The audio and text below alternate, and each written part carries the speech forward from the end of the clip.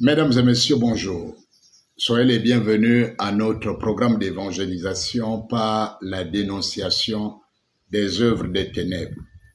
L'apôtre Paul, dans ses exhortations, dans ses lettres aux chrétiens, dans le texte d'Éphésiens au chapitre 5, verset 11, nous encourage à ne point prendre part aux œuvres infructueuses des ténèbres, mais plutôt de les condamner. Et notre manière de les condamner, ici, c'est de les manifester à la lumière, les exposer à la lumière afin que ce qui est caché, ce qui est pratiqué dans l'ombre, tout ce qui est fait dans le secret, soit dépouillé de ce caractère secret, exposé au grand jour pour que tous se rendent compte que nous sommes dans une grande manipulation et dans une grande escroquerie spirituelle, pour ne pas dire une grande œuvre de sorcellerie. Nous avons dit et nous disons en thème que sans la sorcellerie, le bouti en réalité n'est rien. Il n'y a rien de bon, il n'y a rien de puissant, il n'y a rien de grand dans ces milieux-là. Si on extrait, si on enlève, lorsqu'on retire la sorcellerie. Et nous considérons la sorcellerie dans son sens le plus large possible, en passant en partant du mensonge, de la tromperie, de la manipulation, en passant par la peur, la domination, toutes ces choses, y compris la tuerie, le crime. Tous ces éléments-là, on peut ajouter l'envoûtement, l'ensorcellement. En fait, lorsque nous parlons de sorcellerie, nous parlons de toutes ces manifestations, toutes ces manipulations, tout ce contrôle, tout cet exercice du mal imposé, n'est-ce pas, à l'espèce humaine. C'est ce que nous appelons la sorcellerie. Et nous disons que si on retire la sorcellerie, ça veut dire si on retire le mensonge, si on retire la tromperie, si on retire la manipulation, la magie, si on retire l'occultisme maléfique, en réalité, dans le boutier, il ne reste absolument rien. Aujourd'hui, nous allons aborder un sujet très important qui donne un peu des frissons aux amateurs de sensations fortes, ou du moins des récits sensationnels, des récits, on va dire, fantasmagoriques qui ne renferment en réalité aucune quintessence manifeste réelle. L'un des récits du Boutim Deya, pour venir donc droit au but, c'est cette histoire, vous l'avez entendu, qu'il y a la possibilité, il y a un pouvoir dans l'Ondéa qui consiste à planter un régime de bananes, on va dire quoi, un rejet de bananes qui pousse et qui donne le même jour, qui donne les fruits, qui donne les bananes et qui sont coupés, mangés. Et à côté de cette réalité du bananier, il y a une autre manifestation où un enfant, pour exécuter un rituel de protection, un enfant est, n'est-ce pas, mis à mort, exécuté, éventré, dépiécé, préparé, donc mis au feu dans une marmite, etc., etc. Il est mangé sans qu'on ébroie ses os et par la suite, l'enfant est ramené à la vie. Et là, ça montre, ça chante sur les toits que c'est vraiment une grande démonstration de puissance. Mesdames et messieurs, oui, nous allons aborder ce thème, mais permettez que je parle à la conscience, je parle au cœur, je parle à la réflexion, parce que malheureusement, nous constatons que l'homme en général, et très souvent l'Africain en particulier, a ce côté beaucoup plus émotif où on le prend facilement par des sentiments et on le conduit dans des voies parfois qu'il ne peut même pas maîtriser, mais qui sont en réalité des grosses manipulations. Nous vous avons déjà démontré que ce milieu-là est fait de beaucoup de mensonges. Aujourd'hui, cette problématique, nous allons l'aborder. Est-ce que réellement dans le Boutin Deya, on plante le régime des bananes ou le rejet des bananes qui pousse, qui donne et qu'on mange le même jour. Est-ce qu'on dépaisse un enfant, on le prépare, on mange? Est-ce qu'il y a des témoins? Est-ce qu'il y a des gens qui ont vu? Est-ce qu'il y a des gens qui ont assisté? Est-ce qu'il y a des gens qui peuvent dire oui, j'ai assisté, l'enfant était décapité devant moi, l'enfant était éventré, découpé, mis en marmite, préparé et mangé sous mes yeux? Oui, j'étais là, j'ai vu, on a pris un petit rejet de bananes, on l'a planté là, sous mes yeux, je l'ai vu pousser, il est devenu un bananier tout fait, et il a maturité, il a donné un rejet de bananes sous mes yeux, un petit rejet et un petit régime qui a commencé à grossir sous mes yeux. La banane est devenue mûre devant moi, est devenue mature devant moi. On a coupé, on a mangé, ça je l'ai vu, je l'atteste. Et ils sont où ceux qui peuvent le dire? Alors, je vais vous expliquer ce qui se passe en vous rappelant une chose que ces gens vous ont dit qu'ils ramenaient les vivants à la mort par le biais, n'est-ce pas, du Ililou. Nous vous avons fait la démonstration que le Ililou n'était pas un mort qu'on faisait revenir, mais c'était simplement des vivants qui se maquillaient, qui se donnaient l'apparence du mort, mais en réalité, il n'a jamais été question du mort qui revenait à la vie. Nous l'avons démontré. Ils vous ont fait croire depuis longtemps qu'ils avaient la capacité de faire revenir un esprit du monde de l'au-delà et qui apparaissait sous la forme du miondi, du feu, et vous qui dansez et qui vous montrez que c'était vraiment un esprit.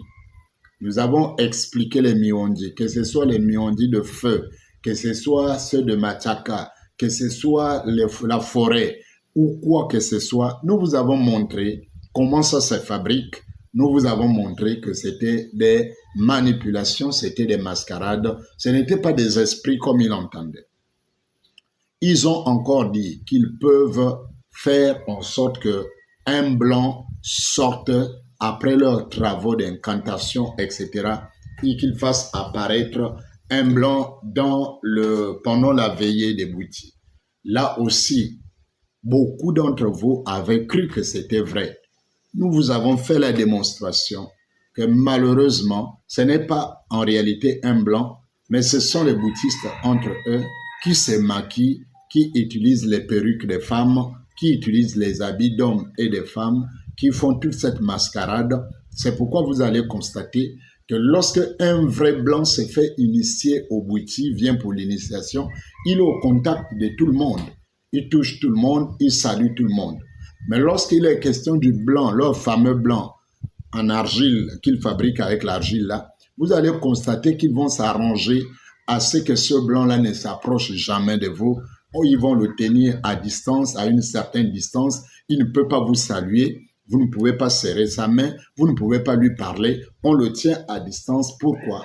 Parce qu'ils savent simplement que c'est de la mascarade. Donc, sur ce plan-là, il y a une démonstration qui a déjà été faite que le tunnel, ils vous ont dit qu'il y a un tunnel où vous arrivez, la terre s'ouvre, vous rentrez, etc., vous sortez de l'autre côté. On vous a démontré que c'était un mensonge, que le tunnel était creusé par les mains des initiés eux-mêmes.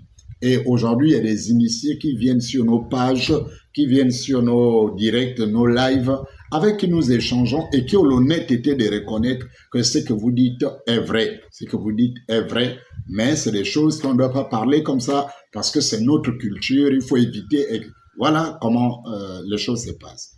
Ils vous ont parlé, on vous a parlé des crânes, qu'ils possèdent les crânes, qu'ils grattent les crânes, qu'ils vous font manger les crânes pendant les initiations, ils vous font manger les restes humains. Si vous vérifiez à la fin, en vérité, c'est ça la vérité. Donc, nous n'avons pas un intérêt particulier pour mentir. Nous sommes des hommes de Dieu, on n'a aucun intérêt pour mentir, de mentir plutôt.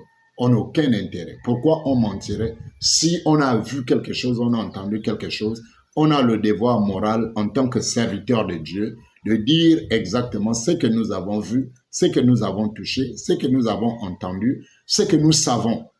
Voilà, nous disons ce que nous savons. Maintenant, si quelqu'un sait autre chose, il a aussi la liberté d'ouvrir un live et d'expliquer ce qu'il sait. Voilà, nous, le but, c'est de sensibiliser un grand nombre à ne pas tomber dans la tromperie.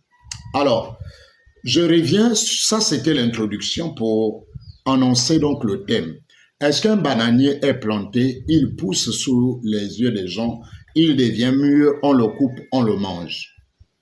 Est-ce qu'un enfant est dépecé devant les gens, on le fait cuire, on le mange, après on le fait revenir à la vie dans le bouti Ndéa? Est-ce que ces expériences sont vraies? Je vous regarde dans les yeux, mesdames et messieurs, et je vais vous dire sincèrement, voilà, les yeux dans les yeux, sincèrement, non. J'explique maintenant. Quand j'ai fini de dire non, je passe à la démonstration. Et eux, ils peuvent passer à leur démonstration aussi. La démonstration, il y a deux matrices. Donc, la vidéo concerne les deux matrices.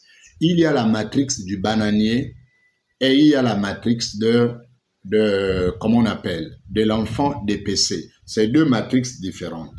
C'est deux éléments différents dans un même rituel. Voilà, c'est deux éléments très différents. C'est pas la même chose. Donc, pour ce qui est du bananier qui pousse, je mets au défi quiconque.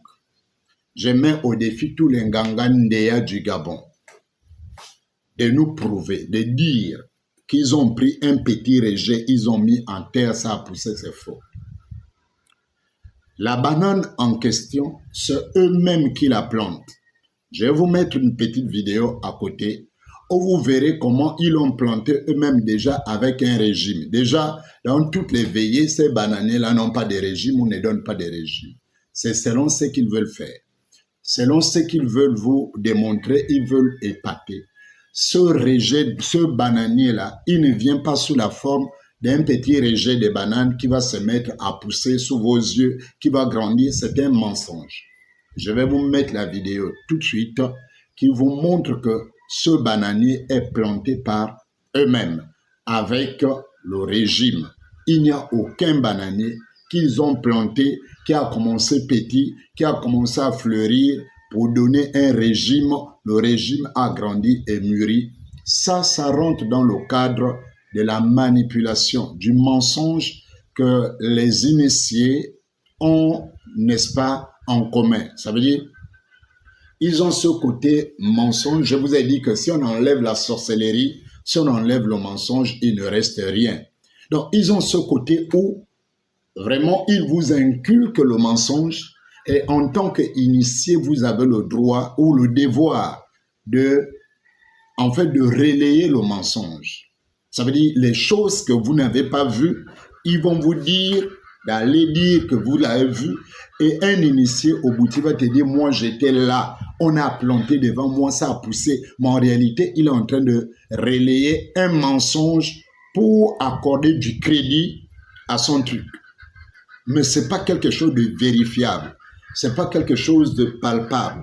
Le bananier là, il amène eux-mêmes avec des chants et des danses. Il amène eux-mêmes avec cette taille-là. Il le plante sous vous, il vous le plante là. Il le plante souvent sans régime ou avec déjà régime selon ce qu'ils veulent faire. Il y a certains régimes même qui sont attachés avec de l'élastique. Ça, c'est la matrix du bananier. Donc, en fonction de sa taille, en fonction de sa race, ils vont le planter là. Ce bananier-là, quand ils veulent faire la matrix avec le bananier, comme la banane qu'on va manger, ils le plantent déjà avec la banane. Il n'y en a pas. Personne n'a jamais planté un rejet de 1 mètre ou de 30 cm ou 50 cm. Et puis, ça a commencé à germer devant les gens, pousser 20 cm, 30, 100, 50 et tout, c'est devenu un bananier. Les feuilles ont commencé à pousser sous les yeux. Ça n'existe pas. Ça n'existe pas. Ce que vous avez entendu, c'est le relais, c'est la stratégie du mensonge des bouddhistes. Donc, c'est eux-mêmes qui le plantent. Et tout de suite, je vais vous mettre un extrait de vidéo. Vous allez voir que Heureusement qu'eux-mêmes désormais, ils filment les choses et ils les postent sur les réseaux sociaux où on peut les retrouver. Donc, je vais vous mettre un extrait de vidéo dans laquelle eux, ils font cet exposé-là. En fait, ils ont déjà planté et vous allez voir que le bananier en question a même déjà un régime de bananes. Mais comme certainement la consigne a été donnée à celui qui filmait de ne pas filmer le bananier, il va passer tout ce temps à faire de gros plans pour éviter de filmer le bananier. Mais malheureusement, comme Dieu veut les exposer maintenant, Dieu a fait qu'il ait certainement oublié la consigne. Il a malheureusement filmé le bananier avec le régime de bananes. Et je vous mets la vidéo maintenant pour que vous vous rendez compte de ce que nous disons. Ce bananier-là est planté par eux-mêmes avec le régime quand ils veulent opérer. Je vous mets la vidéo et on revient derrière.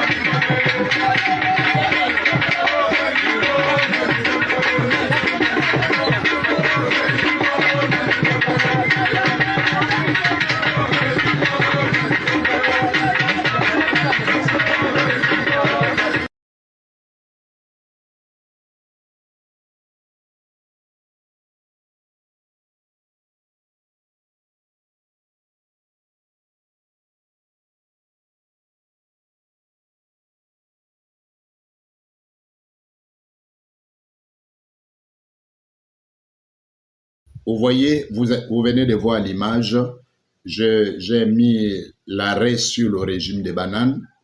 Vous avez pu constater que le régime qui est là, ce régime-là n'est pas né là. Ça veut dire, on n'a pas planté ce bananier-là que vous venez de voir, et puis il a grandi sous les yeux des gens jusqu'à donner ce régime des bananes. Non. Ce bananier a été planté tel que vous le voyez avec ce régime. Maintenant, pendant les heures de la nuit, quand vous allez arriver, c'est la nuit, avec les torches indigènes, avec tout le reste, ils vont vous faire croire que cette banane-là a poussé maintenant. Ce bananier-là a donné ce régime maintenant. Entre-temps, c'est quelque chose qui est là depuis. Ça, c'est pour ce qui est de la mascarade. Je n'ai pas besoin d'inventer des choses pour faire plaisir à qui que ce soit. Nous disons simplement qu'il n'y a pas un pouvoir dans le Bouiti qui plante le régime des bananes et qui fait pousser le régime des bananes le même jour jusqu'à ce qu'il donne les rejets des bananes. Non, ce pouvoir n'existe pas. C'est de la manipulation, c'est de l'enfumage, c'est du mensonge. Il ne peut pas le démontrer. Auquel cas, puisque c'est rien, filmer simplement une plante qui pousse, ça ne devrait pas poser un problème. Qu'il fasse la démonstration au monde entier, pas en filmant autre chose, qu'on place une caméra uniquement sur le rejet des bananiers et puis on le filme simplement dans sa progression jusqu'à ce qu'il devienne mature. À partir de ce moment, je reviendrai ici présenter officiellement mes excuses pour dire que je m'étais trompé dans ce que je sais, dans ce que j'ai vécu, dans ce que nous connaissons au niveau de la Ligue. À ce niveau, il n'y aura pas de demi-mesure. Je reviendrai au nom de toute la Ligue, présenter les excuses, demander pardon. C'est tout ce que le monde attend. Vous avez dit que c'était l'ère du Verseau. L'ère du Verseau devrait désormais, tout doit être éprouvé. Désormais, ce qui est spirituel va être spirituel. Ce qui est physique est physique. Si vous dites que vous faites pousser physiquement une plante, c'est physiquement qu'on doit... Puisque la plante qui pousse, elle n'est pas spirituelle, elle est physique. Et donc, la caméra qui va filmer cette plante, elle aussi ne sera pas spirituelle. Ce sera une caméra physique qui filme un phénomène physique. Quand bien même commandé par le plan spirituel, mais la poussée d'une plante est physique. On verra. Donc, sur ce plan, ça c'est la première matrix. La première matrix, en réalité, il n'y a pas le mysticisme tel qu'ils veulent vous faire croire. Le mysticisme qui entoure autour, c'est la propagande, c'est le mensonge. Ça, c'est ce qui est de la matrix du bananier. Parlons de l'enfant dépecé. Est-ce qu'un enfant est dépecé et mangé? Oui. Ah oui. Oh oui. Un enfant est dépecé et mangé. Est-ce que quelqu'un l'a vu? Oui. Oui, les gens l'ont vu. Oui, ça se voit. Ça se fait devant les gens, ça se voit. D'accord. Qu'est-ce qui se passe? Je vous explique deux matrix. Il y a deux grandes écoles, deux grandes matrix de ça. Si vous les avez compris, vous comprendrez donc vraiment pourquoi nous disons que si on enlève la sorcellerie, il ne reste absolument rien. Pendant la fameuse veillée de retraite de célébration, de ceci, une opération de charme va être orchestrée. Une opération de démonstration de puissance, mais vraiment de la haute puissance. Ça là, c'est maintenant la puissance. Comment ça se passe? Dans cette affaire-là, il y a des gens, effectivement, qui détiennent un secret, qui détiennent un pouvoir, un lutin, je vous explique. Donc, un lutin, les esprits de petite taille dans le monde mystique, pour ceux qui ont côtoyé un peu les profondeurs de certains rites, même chez les Téké, vous les trouvez dans le Njobi, il y a ces esprits-là qu'on appelle Tila, en Téké on l'appelle Tila, au poids Tila. Alors, au poids Tila, c'est ces lutins-là, ces nabos, ces esprits de petite taille, et qui ont le pouvoir. Pour ceux qui ont grandi dans les années 80, à Léconie, dans les plateaux et tout, certaines personnes les ont croisés, on les voit, on les croise. Ceux qui se baladent souvent la nuit, les jeunes qui grouvaient la nuit, souvent, parfois, certains les ont rencontrés. Donc, ce gars-là, lui, il a le pouvoir de la métamorphose. Il prend toutes les formes. Il peut prendre la forme d'un enfant, d'un bébé, d'un vieillard, d'une femme, de tout. En fait, il se métamorphose. C'est un esprit, ça existe. On ne peut pas vous dire que ça n'existe pas. Cet esprit-là, ça existe. Cette chose-là, ce lutin-là, en Téké, on l'appelle Tila, au poids Tila. Cet esprit-là existe dans le Bouti Ndéa. Mais tous les maîtres du Bouti Ndéa n'ont pas. C'est un héritage familial. Ça ne se donne pas de maître en disciple.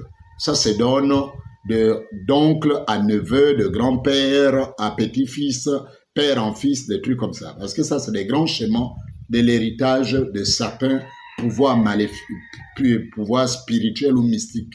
Grand-père, petit-fils, oncle, neveu, de temps en temps, père, fils, etc. Donc, il y a des grands maîtres qui ont cet esprit-là, qui ont ce lutin-là.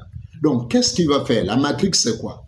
La matrix, c'est que l'enfant qu'on va vous présenter en premier, comme étant celui sur lequel le rituel va être pratiqué, va automatiquement être retiré dans un passe-passe magique que vous ne pouvez pas, quand vous n'êtes pas de la matrice, avec tout ce qui se passe, les jeux de lumière en termes de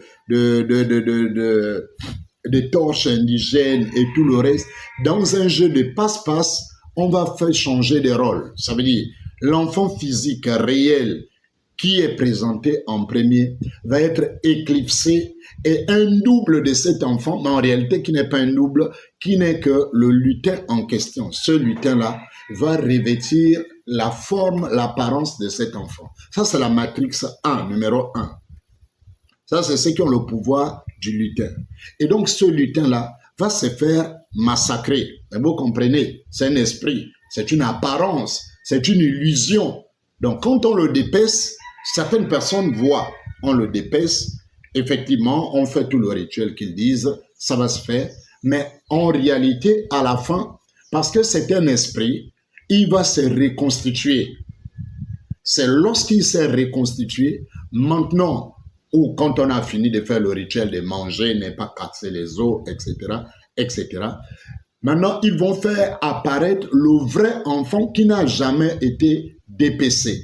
Voici le secret du tour de magie. Pour ceux qui ont déjà assisté, vous savez, c'est des choses compliquées. lorsqu'on les explique, c'est difficile pour des profanes, de s'imaginer ou de se créer une idée véritable. Mais pour ceux qui ont déjà assisté à des tours de magie, à des grands magiciens qui font des tours de magie, qui font sortir, disparaître et apparaître des choses, vous n'aurez pas trop de complications à comprendre parce qu'en réalité, ce sont ces tours de magie-là qu'eux, ils savent faire. Donc, ils maîtrisent. On ne peut pas leur dénier ça, la possibilité ou le pouvoir de manipuler ces esprits-là, de manipuler ces entités-là. Donc, ceux qui ont ce lutin-là, ils font ça. Ils vont échanger l'enfant véritable, remplacer le vrai enfant par ce faux enfant-là. Ce faux enfant, vous ne le verrez pas puisqu'il le gère dans la magie. Maintenant, quand ils font éclipser le vrai enfant pour faire réapparaître le vrai enfant, en réalité, ce n'est plus le vrai enfant qui est là. C'est désormais ce lutin, ce fantôme-là, qui est prêt à jouer tous les rôles. Vous pouvez le couper, vous pouvez vraiment, il prend la forme d'un homme. Et on va faire ce rituel, on va le dépecer, on va le préparer, on va manger, on ne casse pas les os, on va refermer et on va faire apparaître l'enfant. En réalité, c'est maintenant le vrai enfant qu'on fait sortir, alors que celui qui a été mangé n'était pas le vrai enfant. Ça, c'est la matrix numéro 1. Dans tous les tours de magie, les gars là savent le faire. On fait apparaître les choses, on fait disparaître les choses. Un mouchoir devient pigeon, un mouchoir devient des bonbons. J'ai assisté à l'époque, j'étais très jeune, à la foire de Libreville, un grand magicien qui était venu prester, voilà, et qui faisait ces choses-là, qui mettait le couteau ici, et le couteau sortait de l'autre côté, il faisait sortir le sang, etc. Après, il retirait, il mettait la main, il retirait, et la plaie s'était cicatrisée, le sang avait disparu. J'ai vu ça de mes yeux, sans des tours de magie. Voilà, donc en fonction du grade et de la capacité à faire, on le fait. Ça, c'est la première matrix. Ça, c'est la matrix de ceux qui étaient dans une grande dimension. À l'époque, les grands maîtres, beaucoup d'entre eux sont morts, beaucoup n'ont pas laissé d'héritiers, ou beaucoup d'héritiers sont morts, n'ont pas donné à d'autres. C'est une matrix qui est de plus en plus rare. Voilà, de plus en plus rare, parce que ces lutins-là, il faut trouver un héritier pour confier, etc. La deuxième matrix, c'est maintenant la vraie matrix du crime rituel, mais vraiment tel que vous le comprenez. Un vrai humain enfant qu'on décapite, qu'on fait ce qu'on dit là et qu'on mange. Maintenant, qui est cet enfant? De manière générale, ou très souvent, donc ceux qui n'avaient pas la matrix du génie, la matrix du lutin, mais qui avaient vu cette matrix et qui voulaient eux aussi se donner les airs. Parce qu'eux, ils n'ont pas ça. Alors, ils étaient obligés de falsifier. Donc, pendant que les vrais faisaient avec un fantôme qu'ils opéraient et qu'ils récupéraient, parce que ce n'était qu'un fantôme, il n'y avait pas perte d'envie humaine. Il y avait semblant de perte d'envie humaine et de retour à la vie. Mais en réalité, ce n'était qu'un fantôme qui jouait un rôle qu'on enlevait et on faisait revenir le vrai enfant et on disait qu'il était blindé, etc., etc. Maintenant, ceux qui n'avaient pas ce fantôme, malheureusement, exerçaient des vrais crimes rituels. Ils faisaient quoi? Ils s'arrangeaient à enlever un enfant qui avait pratiquement les enfants à peu près avec les mêmes caractéristiques. Leur lieu favori d'enlèvement était toujours le peuple pygmée. Donc, ils faisaient en sorte d'aller attaquer un village pygmée ou d'aller prendre, voler un enfant des pygmées. En tout cas, ils sont ils sont des habitués, ils connaissent. Un enfant pygmée ou un enfant dans un autre village éloigné de la contrée. En tout cas, le phénomène des enfants qui disparaissent sans trace, il ne date pas d'aujourd'hui. Le phénomène des enfants qui disparaissent sans trace ne date pas d'aujourd'hui. C'est un vieux phénomène. Donc, ils allaient faire voler un enfant quelque part, dans une autre contrée, un autre village. Ils vont voler un enfant chez les pygmées un enfant qui a les mêmes caractéristiques, ils vont le préparer, habiller et tout, comme voilà.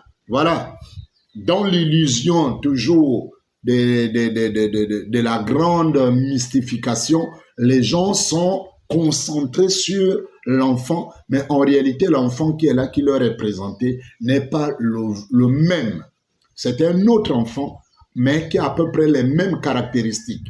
On va prendre un enfant garçon, même caractéristiques, les enfants d'à peu près 2 ans, un peu gros, un peu mince, un peu, voilà, on trouve cette fourchette-là. Et puis, bon, quand on le présente au monde, on a l'impression que c'est le même enfant, mais en réalité, ce n'est pas le même enfant. Celui-là, c'est un vrai crime rituel qui va se faire dans l'Undéa. Ils vont le préparer, ils vont le dépecer, ils vont l'égorger, ils vont le tuer, ils vont le dépecer, mais ils ne vont jamais le ressusciter. La matrix étant la même. On mange, on casse pas les os, on plie le paquet, on le ramène, on fait les danses, on fait des grimaces, et paf, on a fait ressortir l'enfant quelque part. Celui qui a été mangé cette fois est un vrai humain qui a été dépecé et mangé, mais en réalité qui n'a jamais été ressuscité, qui a simplement été mangé pour des besoins du rituel. Et ça, c'est pas n'importe qui mange ça. Ça, c'est des grands, ça, c'est des maîtres. C'est pas n'importe qui mange ça. Parce que c'est un rituel hautement sacré. C'est un rituel de ceux de la 6e dimension. La 4e dimension, la 5e n'a pas accès à ce rituel. Ça, c'est ceux de la classe de la 6e dimension de Boutindeya qui mangent cet enfant. Que ce soit le fantôme, que ce soit le vrai enfant, c'est ceux de la 6e dimension qui ont part à cette pratique-là. Donc, voilà, mesdames et messieurs, en gros, pour vous expliquer avec des faibles mots, pour vous donner une idée, parce que malheureusement, c'est pas toujours évident, tous les détails près de certaines choses qui dépassent l'entendement humain. Mais voici les 2 grandes matrices qui existent dans le Boutindeya lorsqu'on vous explique qu'un enfant a été mangé. Dans un premier cas, on mange un fantôme. C'est un fantôme qui prend la forme d'un enfant qui est mangé. Dans un deuxième cas, c'est un vrai enfant qui a été enlevé, qui a disparu d'un autre village, d'une autre contrée, très souvent chez les pygmées. Ils vont dans les villages des pygmées. Les pygmées n'ont pas de défense. Les pygmées n'ont personne qui va s'occuper d'eux. Et donc, ils les traitent comme ils veulent. Ils les massacrent eux-mêmes, les parents. Ils n'hésitent pas à prendre leurs enfants pour faire la démonstration de puissance dans leur truc. Et quand vous verrez les contrées dans lesquelles ce bouti-là est pratiqué, il y a forcément des pygmées dans ces contrées-là. Forcément. Partout là où ce bouti-là est fait, où on mange, on fait, vous allez regarder autour d'eux, ils cohabitent quelque part avec des pygmées parce que c'est un peuple facile à les mettre la main et apprendre. Voilà, mesdames et messieurs, l'information sur l'enfant mangé, sur la banane plantée. La banane plantée est une mascarade. Ce n'est jamais un rejet de banane qu'on met en terre qui passe de 1 mètre à 1 mètre 20 sous vos yeux, 1 mètre 20, 1 mètre 50, 1 mètre 80, peut-être, je sais pas la taille exacte d'un bananier, peut-être 1 mètre 80, et puis à 1 mètre 80, il va commencer à fleurir, va donner le régime va pousser, mûrir devant vous. Ça n'existe pas.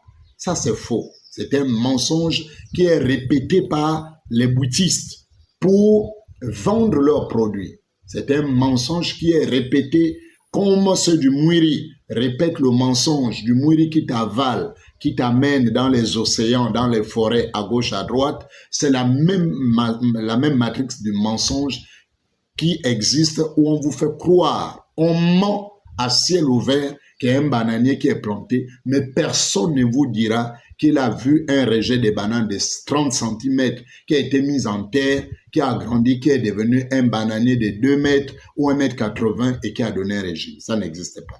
Donc ces 2 matrices-là sont présentées telles que nous venons le faire.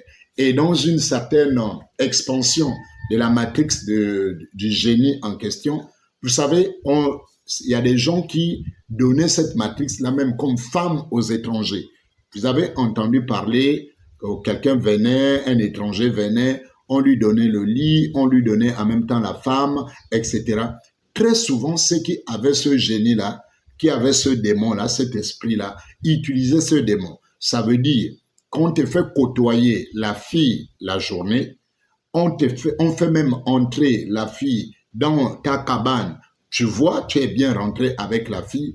Et puis, à un moment, à un autre, la fille simulait quelque chose, elle ressortait et elle revenait.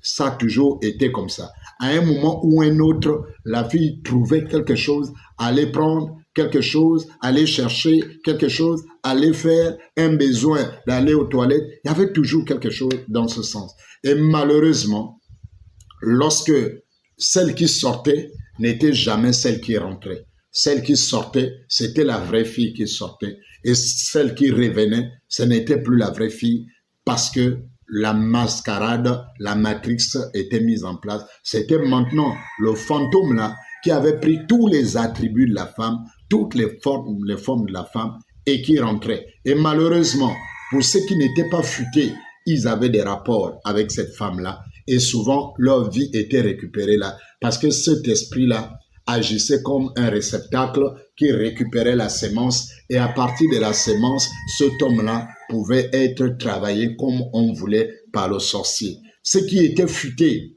qui maîtrisaient la science, dormaient avec cette femme-là sans jamais la toucher. Ils trouvaient un mécanisme pour simuler une maladie, une faiblesse, une fatigue et tout. Et ils dormaient jusqu'au matin sans jamais entretenir des rapports sexuels parce qu'ils savaient qu'en entretenant les rapports avec cette femme-là, il devait déposer sa sémence, laisser sa sémence quelque part et qui devait être récupérée. Donc, vous voyez que c'est des choses qu'on nous a racontées vraiment dans la gentillesse. On te donne la femme, on te donne le lit. Très souvent, certains sorciers utilisaient ce démon-là sous la forme d'une épouse. L'une de ses épouses, l'une de ses filles ou l'une de ses nièces, il te l'offre, mais en réalité, à un moment donné, la vraie fille va sortir parce qu'elle fait partie de la matrix du père et elle va sortir et le démon la remplace et tu passes la nuit avec le démon. Ça, c'était un complément d'information. Voici ce que nous savons au niveau de la ligue de cette matrix. Elle appartient à ceux de la 6e dimension. Les petits gangas de la télé là ne connaissent rien de cette matrix parce que pour la plupart, ils n'ont pas atteint cette dimension. Nous vous parlons des choses que nous maîtrisons, nous vous parlons des choses que nous connaissons et il n'y a personne qui viendra vous dire le contraire parce qu'ils ne peuvent pas dire le contraire parce que pour la plupart, ils n'ont pas atteint la dimension. Donc nous parlons des choses de la 6e dimension. Si quelqu'un dit qu'il est de la 6e dimension, il a tout le luxe de venir nous faire la démonstration contraire. C'est pour vous montrer, mesdames et messieurs, que vous devez faire attention à ces rites-là. Ces rites ne vivent que parce que fondés sur le mensonge. Ces rites ne sont forts que parce que c'est dans la tromperie. Si on enlève cette sorcellerie-là, si on enlève ce mensonge, si on enlève toutes ces mascarades-là, il n'y a aucun support consistant, sérieux, qui peut vous garantir la protection. C'est pourquoi certaines personnes qui viennent d'ailleurs avec leur petite magie indienne, ils viennent nous faire du mal dans ce pays. Parce que à l'origine, les bêtises comme le bouti qui mentent au peuple d'être là pour protéger, en réalité, c'est une bande de clowns. Voilà, c'est un réseau de clowns, c'est un réseau de blagueurs, de petits menteurs qui font du théâtre, voilà. C'est des troupes de théâtre qui sont là, qui utilisent la petite sorcellerie, font des petits tours de magie, et puis à la fin, il n'y a rien de consistant. C'est pourquoi ils ne sont pas consistants eux-mêmes. C'est pourquoi leurs villages sont aussi médiocres à l'image des divinités, des démons qu'ils prient. C'est pourquoi leurs temples sont aussi médiocres à l'image des démons qu'ils prient. Tout est médiocre dans ce milieu, parce qu'en réalité, il n'y a rien de consistant. Soyez encouragés à ne pas prêter attention à ce mouvement des kémistes, des animistes qui vous appellent au retour aux sources sales parce qu'ils n'ont pas eux-mêmes la connaissance des sources, c'est pourquoi ils n'en parlent pas. Ils en font juste une propagande mais il n'y a pas de source consistante qu'il vous présente en disant, voici la source qu'on avait, qu'on a perdue et qu'on doit retrouver aujourd'hui. Donc, c'était notre message. Une fois de plus, laissez-vous avertir. La vie et la vie éternelle, la sécurité et la protection, la plus grande existe dans ce monde. Vous pouvez être protégé, vous pouvez être sécurisé, vous pouvez être blindé contre les fusils nocturnes, contre tout ce que les hommes puissants de ce monde peuvent faire. Ce pouvoir existe et son nom, c'est Jésus-Christ. Si vous avez Jésus-Christ dans votre vie, vous pouvez défier le Njobi, vous pouvez défier le Mwiri, vous pouvez défier le Bouti. Il ne vous arrivera absolument rien parce que les armes que ces gens utilisent n'ont aucune puissance devant l'autorité de Jésus-Christ de Nazareth. Vous êtes encore païen, vous êtes encore animiste, vous êtes encore séduit par ce discours ou par ce mensonge. Le Seigneur Jésus vous appelle. La vérité se trouve en Jésus. La lumière se trouve en Jésus. Vous dormirez sans craindre les flèches qui volent la nuit. Vous dormirez sans craindre qui que ce soit parce que le Seigneur sera votre berger, votre bouclier, votre libérateur. Que la grâce de Dieu en cette fin d'année soit sur vous. Parce qu'en ce moment, ils sont nombreux qui vont pratiquer, faire des crimes rituels, faire des pratiques de sorcellerie pour nourrir les besoins de leurs démons, de leurs méchants esprits qui demandent le sang en cette fin d'année. Nous vous en supplions, laissez-vous avertir, tournez-vous vers le Seigneur Jésus, laissez-vous protéger par Dieu, donnez vos vies à Jésus, donnez vos vies au Saint-Esprit, donnez vos vies à Dieu votre Créateur et vous serez sécurisés, et vous serez protégés, et vous serez épanouis, et vous serez bénis, et vous serez connectés à la source véritable de votre existence qui est Dieu, le Créateur, qui n'est pas vous. Vous n'êtes pas Dieu et il n'y a pas Dieu en vous. Dieu ne vient en vous que quand vous acceptez Jésus, par le Saint-Esprit, il descend habiter en vous. Mais tant que vous êtes païen, vous n'avez pas Dieu, Dieu est hors de vous, Dieu n'est pas en vous. Vous avez besoin de vous réconcilier avec lui par l'acceptation de son message. Que Dieu vous bénisse et que Dieu vous sécurise. Shalom chez vous.